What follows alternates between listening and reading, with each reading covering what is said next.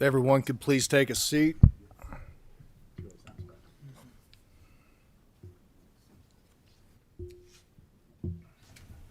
Good morning. The fifth meeting of the House Standing Committee on Local Government is now called to order. Will the committee assistant please call the roll? Representative Ballman. Present. Representative Bray. Present. Representative Brown. Representative Chester Burton. Representative Doan. Present.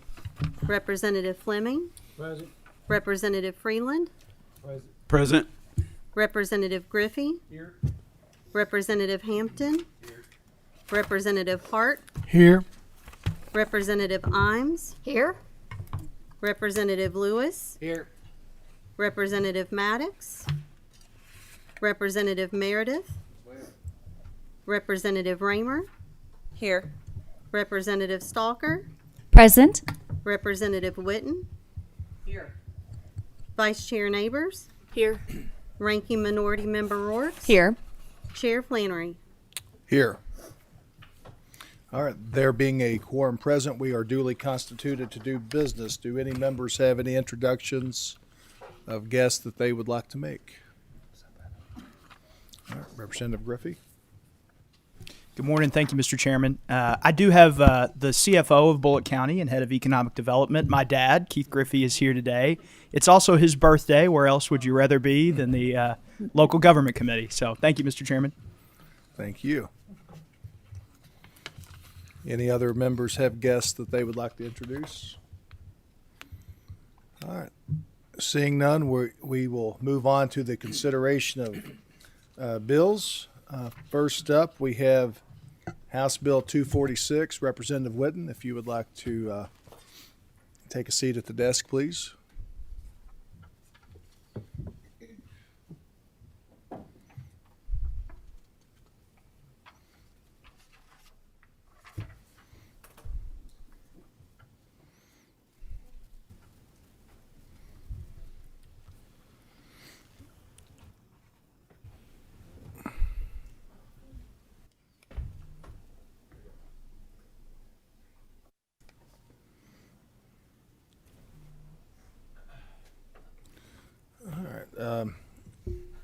Before you all get started, we do have a committee substitute. We have a motion and a second. All in favor of the committee substitute, say aye. Aye. Any opposed, vote nay.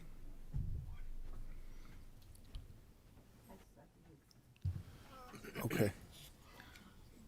We will, I'll let her explain the sub when we get started here. The ayes do carry, so we do have the committee substitute before us on House Bill 246. All right, Representative Witten, if you could introduce yourself for the record, please, along with your guest. And would like to remind you all that we do have another bill with several people in the room interested in the second bill on the agenda after this, so just be mindful of time, please. Thank you, Mr. Chairman. I'm Representative Susan Witten, and I serve as the state representative for the state's 31st House District. I'm Kira Donk. I'm a junior at North Oldham High School. Good morning. I'm Jill Seifert, Executive Director of Prevent Child Abuse Kentucky. Thank you, Mr. Chairman and committee members. I first want to explain the committee substitute and what it does. The committee substitute is a result of many good faith conversations with the Kentucky County Judge Executive Association as well as KCO. There were concerns that this bill would cause potential unintended liability exposure for local governments. While we feel, based on our conversations with the Commonwealth Attorney, that even without this committee sub, this training mandate does not create new civil or criminal liabilities for counties, we worked closely with these stakeholders to add this language to ease any concerns. This language in the committee sub does several things. It provides an opt-out for counties. It ties the bill directly to existing reporting statutes. It clarifies that reporting is the endpoint of responsibility. It prevents the creation of an investigative duty, and it reinforces good faith immunity specific to this training requirement. It also preserves the legislative intent while limiting unintended civil liabilities for counties that do not opt out. So, Mr. Chairman, House Bill 246 is a simple but important bill that's sure to protect children and save lives. This bill would require animal control officers to undergo training, whether in person or online digital training, to identify child abuse and neglect. Animal control officers are often the first to witness warning signs to identify child abuse in the household. And by equipping them with the training to identify child abuse, we can strengthen Kentucky's child protection network and prevent tragic cases of neglect and mistreatment. And now I would welcome my guest, Kira Dunk, to speak briefly on the bill. Kira is the one that brought this idea to me 3 years ago and can speak more about the connection between animal abuse and child abuse and why this piece of legislation is so important to Kentucky. Thank you for having me. As many of you already know, Kentucky's child abuse rates are still some of the worst in the nation. This legislation is ideal to catch cases early enough and prevent many of these incidences involving the children of the Commonwealth. Numerous states have effectively implemented this policy. Every state that offers this training to its animal control officers has significantly lower rates of child abuse. These civil servants are identifying offenders early, so local law enforcement can appropriately identify children in dangerous environments.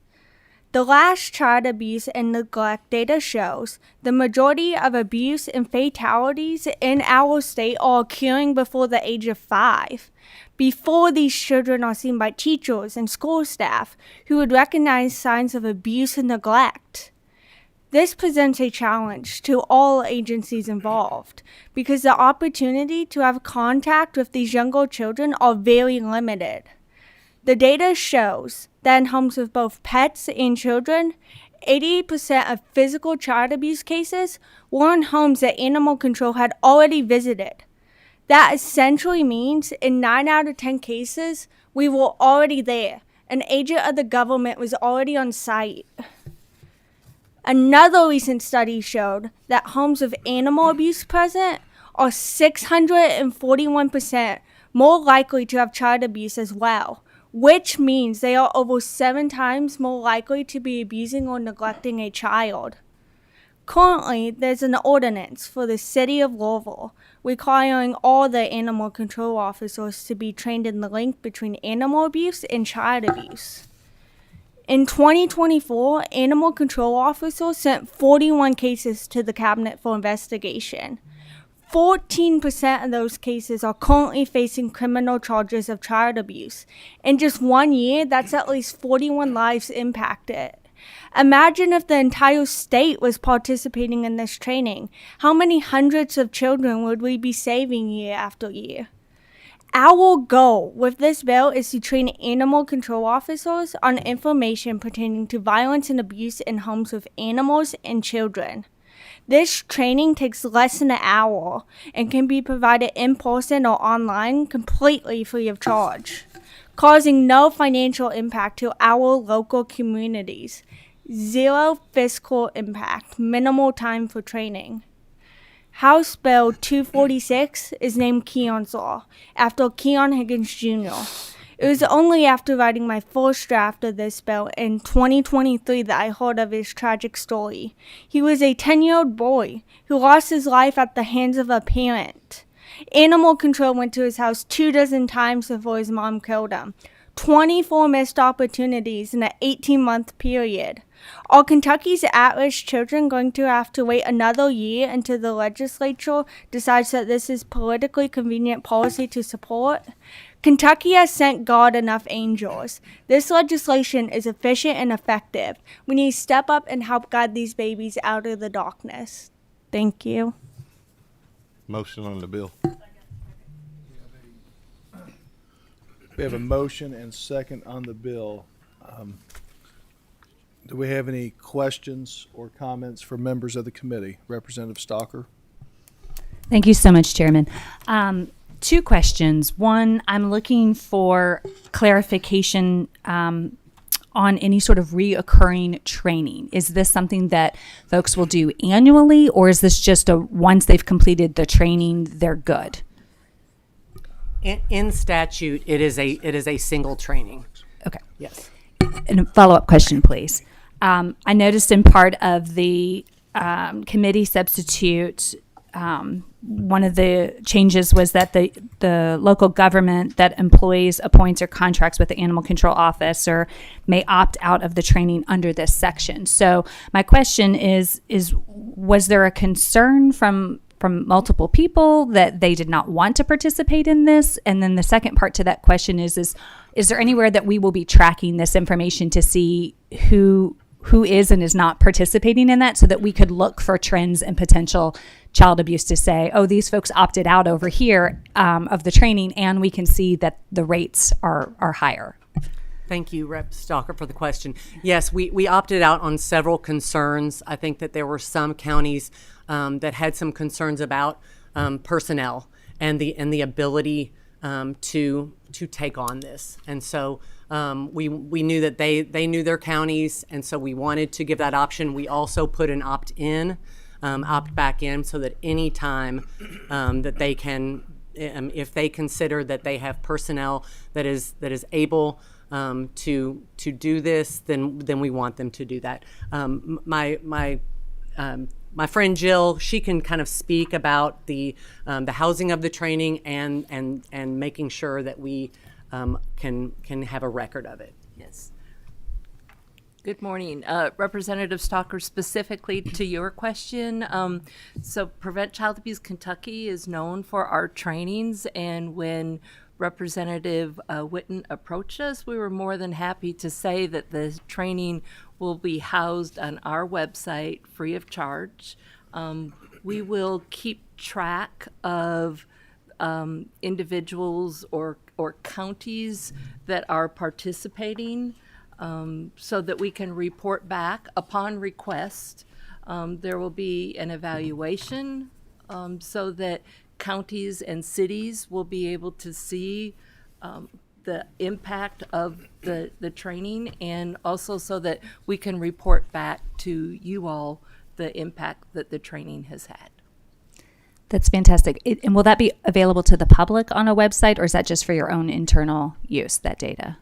That's a great question. I would assume that it would be public. I don't know of any reason why it would not be public.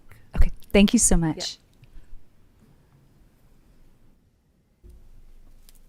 Any other questions or comments from members of the committee? Representative Hampton? I just want to compliment the young lady for her story and what she put into it. I have a background in law enforcement, and we have had animal control alert us when something wasn't right. So it's a good bill, and thank you. Representative Baumann? Just stretching, huh? Representative Chester Burton? Yes, thank you. Have other states that you know of adopted this type of training, and if so? Yes, West Virginia, and a bunch of other states have adopted this training. I would have to go back and look at the list because there was so many that has adopted this training. Thank you. I would also offer the flip side of that is we are part of the Prevent Child Abuse America National Network, and there's a lot of interest from states that have not adopted to see the effectiveness and how we are going to implement.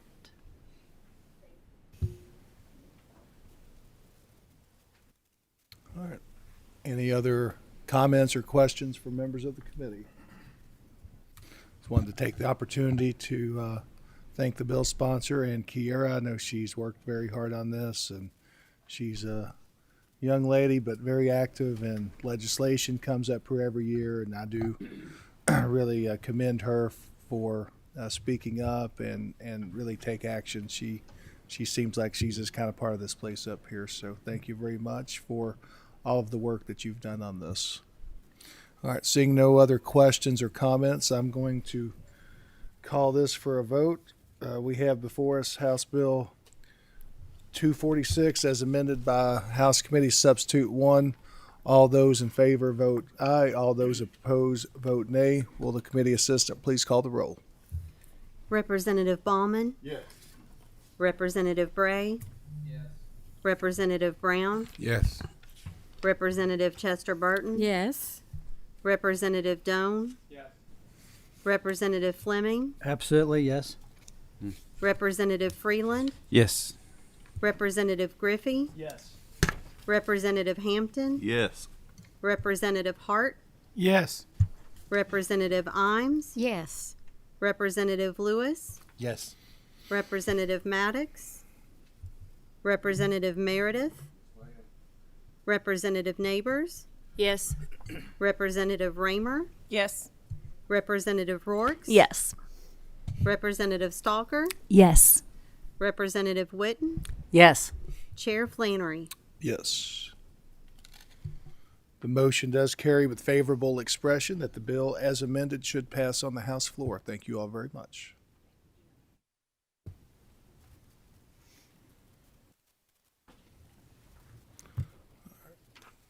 Next up, we have House Bill 613.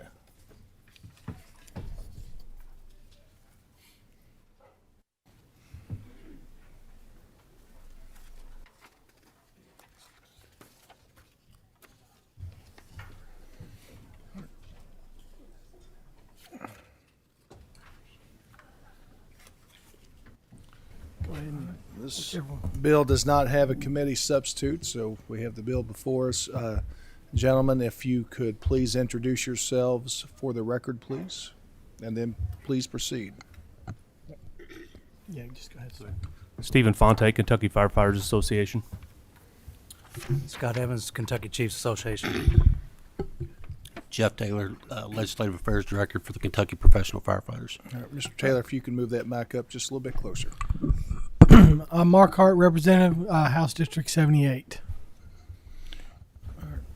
Representative Hart, the floor is yours. Thank you, Mr. Chairman, members of the committee. House Bill 613 provides the residents of a fire district with the authority to determine the level of fire and EMS service coverage they receive, ensuring decisions about service delivery are made locally, thoughtfully, and in alignment with the community's needs and expectations by maintaining a high standard of professionalism and accountability. House Bill 613 does not mandate tax increases. It creates a process that provides limited, locally controlled flexibility through public hearings, transparency requirements, and a voter recall mechanism. Local voters retain full authority. House Bill 613 modernizes an 80-year-old funding model to reflect today's emergency service realities while preserving transparency, accountability, and local control. The bottom line is this creates a process that if there was a need for a possible increase and the voters did not agree with that, then they have a mechanism to recall that and to stop the increase. With that, if there's we'll willing to take any questions. All right, first, do we have a motion on House Bill 613? Motion on the bill, Mr. Chairman. All right, we have a motion and second.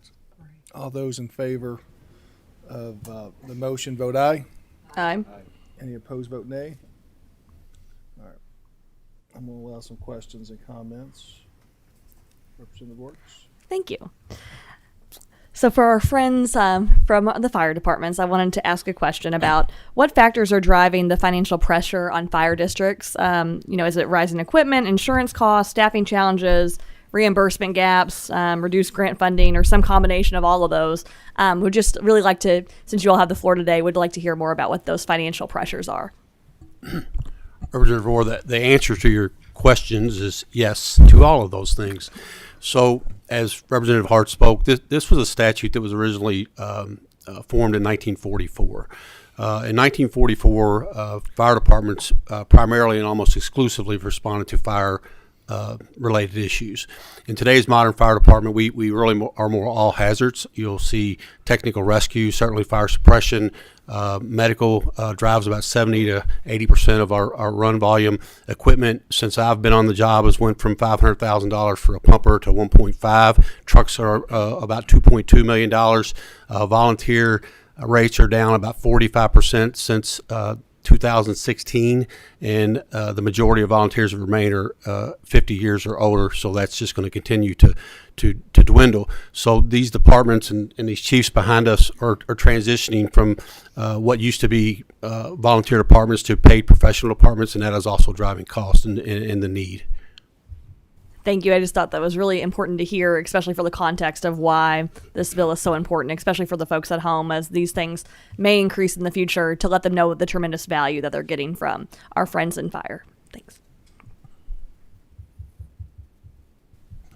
Any other questions or comments from members of the committee? Representative Baumann, you're recognized. Thank you, Mr. Chairman. Representative Hart, if this bill passes and becomes law, will Chapter 75 fire departments be able to raise the tax rate above the current 10-cent cap? Yeah. What would happen is, if this becomes law, it gives them the process to where they can, when they determine that there is a need to raise the cap, they could raise it up to 2 cents. But it also puts in place a mechanism that allows the voters to recall that if they don't agree with it. So the ultimate decision whether or not there would be a tax increase would fall on the voters. Mr. Chairman, may I ask a quick follow-up? You can. So would this then, in fact, mean that there is no cap moving forward? No, the cap would stay in place. If they wanted to go above the 10-cent cap, then this process would come into play. But the 10-cent cap would stay in place, and this would only pertain to if they wanted to go above that 10-cent cap. One more, Mr. Chairman, if I may. You may. So where would it stop is the question, I guess. Then if they can go above the 10-cent cap, where does it stop? They can only go above. They can only go 2 cents above the cap per 100. 2 cents every year? No, it's every 2 years. It's every 2 years or every other year. Yeah, go ahead. So when there's justification, we have to show what the funding's for. We have to have, call the meetings, and I don't know if you've read the bill. I'm sure you're aware of it. It's not just a mechanism where the fire district board decides to raise the cap and it's done.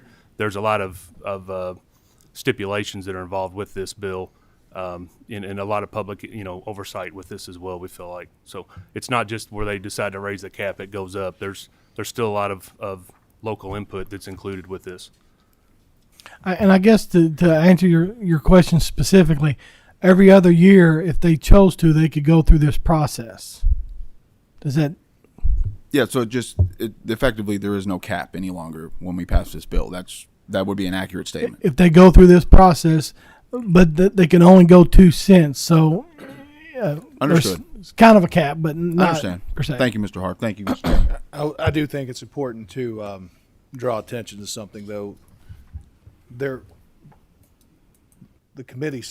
bill does set forth the notification process to all the residents in the district, and I think that's really important to amplify. This is not a situation where someone is sitting around the firehouse and saying, "Hey, we need 2 more pennies on this." That's not really the situation. There's a process that takes place where there has to be notification. Anybody that shows up to that meeting is afforded the opportunity to speak. So this is not just a decision that's just automatically made without any sort of opportunity to be heard. And there's actually very few situations under current law where you can actually recall a tax. You do get into some situations with nickels involving school districts, but this is a pretty unique. Yeah, and this would be unique in that it's recallable by the voters. So it's definitely led by the citizens. If this is something they have an opportunity to speak up for, they can. If it's something that if they feel like it goes too far, they also have a voice in recalling that. And one final thing that I'd like to note when you're looking at special taxing districts, Chapter 75 fire districts, they actually have elected representation from the taxpayers, which is unique to some of the other, a lot of the other special taxing districts. They're appointed positions, but this is kind of a combination. There's some appointment, but there's also an election that takes place that allows the voters to put representation on that board.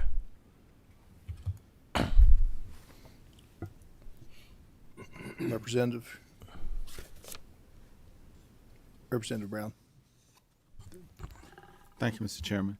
I just have a question on page 2 of your financial impact. It has a paragraph starting with the fiscal impact of House Bill 613 is indeterminable. Can you explain that?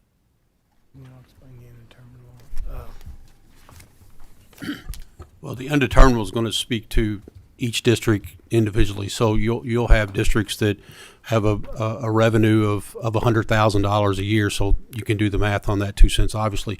And you've got departments behind us that have revenues, in several million. So I think it's difficult to do it from a holistic approach. I think we have to do it individually to make, to determine what the impact would be individually in each district. May I continue, Mr. Speaker? You're recognized. Yes. That says to me that this is an open-ended process of making charges to the taxpayers of the taxing district, and I would have a concern about that. The indeterminable causes me a problem.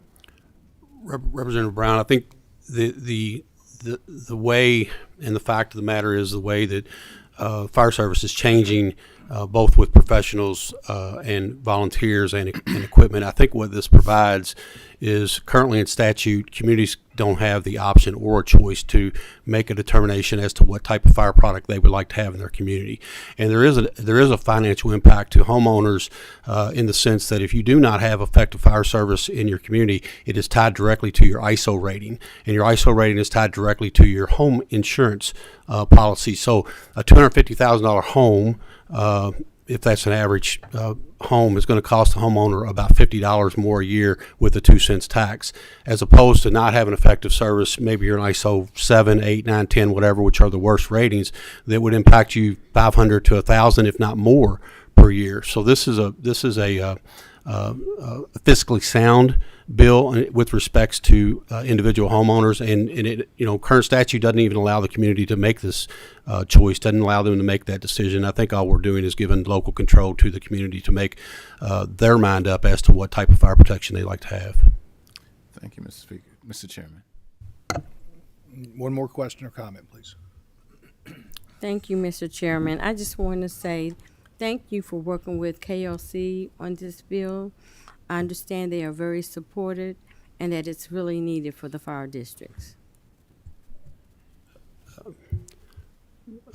Representative Burton, we work very closely with KLC on a lot of things, and they're very cooperative, and we value their input so that we overcome barriers far before we get to them. Thank you very much. Any other members of the committee seeking to be recognized for question or comment? All right, I don't see any. I want to take the opportunity to commend Representative Hart. He has put a lot of work into this for several months, and I think he's what we have here is a very, very thoughtful bill that he's worked very hard on, and I do want to take the opportunity to commend him for that, and I know how much work he's put into that. So seeing no other questions or comments, we do have before us House Bill 613. We are ready for a vote. All those in favor of the bill vote aye. Any opposed vote nay. Will the committee assistant please call the roll? Representative Ballman? Yes. Representative Bray? Aye. Representative Brown? I'd like to explain my vote, please. Please explain. I would pass at this time. That paragraph of the fiscal impact being indeterminable causes me a problem, and I'd like to have clarification on that. But for now, I'll pass on the motion. Thank you, sir. Representative Chester Burton? Yes. Representative Doan? Pass. Representative Fleming? Aye. Representative Freeland? Yes. Representative Griffey? Aye. Representative Hampton? Yes. Representative Hart? Yes. Representative Imes, Yes. Representative Lewis, Yes. Representative Maddox, Representative Meredith, Representative Neighbors, Yes. Representative Raymer, Yes. Representative Rourke, Yes. Representative Stalker, Yes. Representative Witten, Yes. Chair Flannery. Aye. All right. The motion does carry with favorable expression that the bill should pass on the House floor. Thank you very much. All right. Next up, we have adjournment. Having nothing else on the agenda, do I have a motion and second for adjournment? Motion, second. This meeting is adjourned.